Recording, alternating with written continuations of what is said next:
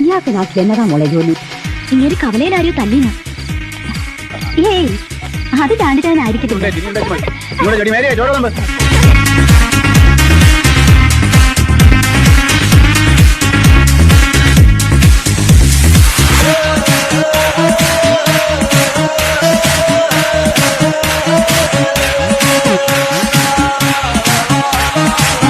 വല്യപ്പച്ചൻ ആരാന്ന് അറിഞ്ഞിരുന്നേല് അവന്മാര് തല്ലാൻ വരത്തില്ലായിരുന്നു. വല്യപ്പച്ചൻ ആരാ? ഭയങ്കര റൗഡിയാ, തല്ലാൻ പോവില്ല ജോലി. ഈ അടുത്ത കാലത്തൊന്നും ഞാൻ കൊടിയർത്തില്ല കൊണ്ടിട്ടില്ല. അത് പറയാനൊക്കെയല്ല, എന്റെ മേത്തിരിച്ചിട്ടുണ്ടെങ്കിൽ ചിലപ്പോ ജീപ്പ് അവിടെ കൂടി ആയാലും.